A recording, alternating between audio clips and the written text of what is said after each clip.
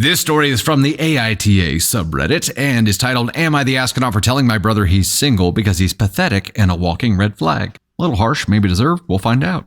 My 32 female brother, Carl, 27 male, was spoiled for 8 years because he almost died. The short version, he was very sick and spent months at a time in the hospital as a kid, and both my parents and extended family gave him everything he wanted because he wasn't expected to live past 9 years old. Medical science did save his life, but it took a couple of years for everyone to stop spoiling him. My father admitted it was just a habit, but once he realized the negative impact it had on me and the entitlement of Carl, things changed immediately. My mother is to this day the only holdout. Obviously, Carl hated that he was being told no for everything. Everyone expected him to just adjust over time, but he never did. He even told a therapist that he'd never cooperate because he was right and everyone else is wrong. Carl is extremely intelligent, but he's lazy and arrogant. He had to repeat senior year of high school because he refused to do any work. He refused to go to community college because he believed that he knew more than the professors. He refused to get a job until he was 24 because he felt that all the jobs short of CEO were beneath him. Whenever my dad tried to do something about this attitude, like taking away my dad's credit card so Carl could no longer just buy takeout every day, my mother immediately undermined my dad. Lots of red flags, but that's a big one. Mom undermining dad. Carl doesn't cook or clean. He doesn't even pay rent. And over the last 5 years, he started viewing women as subservient to men. Okay. Carl. It's caused massive damage to his relationship with my dad. Carl still lives with my dad, and when I visit, we occasionally talk. Last time I visited, Carl complained that every girl he's taking out has ghosted him.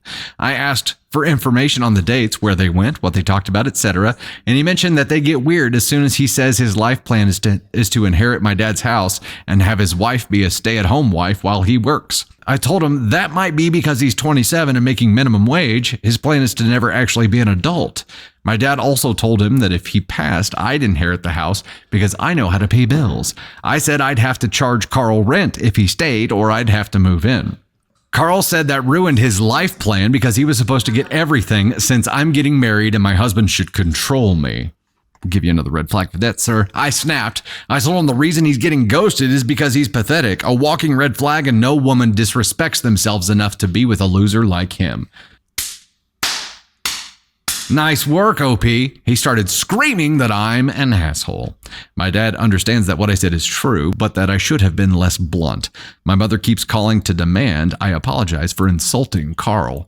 I do want him to change and grow, so I feel I was wrong in calling him a loser and pathetic. I stand by the red flag part firmly. Am I the astronaut? Edit!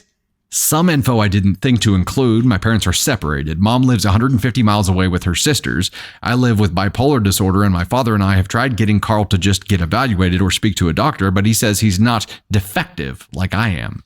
The only reason my dad hasn't given Carl the boot is because he did get a job when dad threatened to kick him out if he didn't. My dad even set up an account for Carl for his savings, the goal being that he saves up enough to get an apartment and have a cushion, and dad has access to it. He will only start charging rent if Carl blows his savings on a non-emergency. So the question here is, am I the astronaut for telling my brother he's single because he's pathetic and a walking red flag? Hell no, because it's true.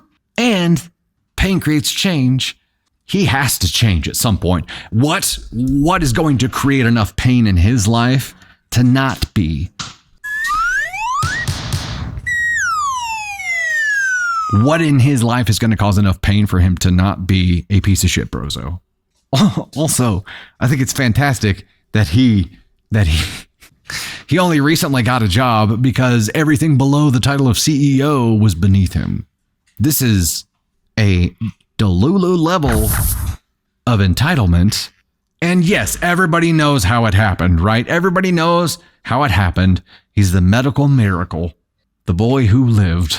But there was a course correction after they realized he was going to have a full life ahead of him. For everyone but mom. And mom lives 150 miles away, but still managed to call OP up and be like, "You've insulted Carl." Carl? Something is going to happen in this guy's life to cause him enough pain to eventually someday change, or he's going to live the most lonely, miserable excuse for a life that anyone could, and that is going to be his penance for this. That is going to be his punishment for for being who he is. He's going to have a hard enough life because of who he is. He may not realize it, but he's going to be lonely as hell. You saying what you said, in my opinion, was like throwing him a friggin' life preserver. It is trying to save him from having a miserable life. I think this is the right thing to do for him. You created some pain for him. Of course, he just, you're the asshole for that.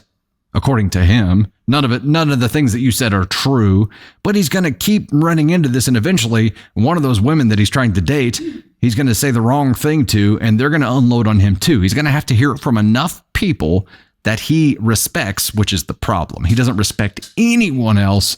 So maybe mommy telling him is the only thing that will ever sink through, but he doesn't respect anybody enough to value their opinion.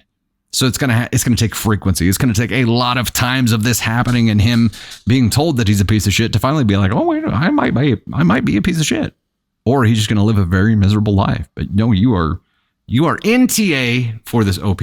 Mom for continuing to coddle him. Oh, he's 27 now. Carl's 27. Mom for not realizing that her approach needed to change because he wasn't gonna live just 9 years. He's gonna be a grown-ass man now at 27 years old, still acting like an entitled, spoiled little shit of a child. She's gonna have to come around too, or she doesn't, and she just leaves this planet with him being this way, and then it's even more painful for him. So this is partially her fault too, for sticking to her guns and continuing to coddle him, but he's going to have to encounter enough pain to prompt that change. Dad is still coddling him too. Tina, you're right. And not to the degree that mom is, but he still is to a point, and that's not helping him. This is the morphine approach, right? They're solving their own short-term pain by not forcing the painful change that needs to come. They are serving themselves here. They're not serving his long-term happiness.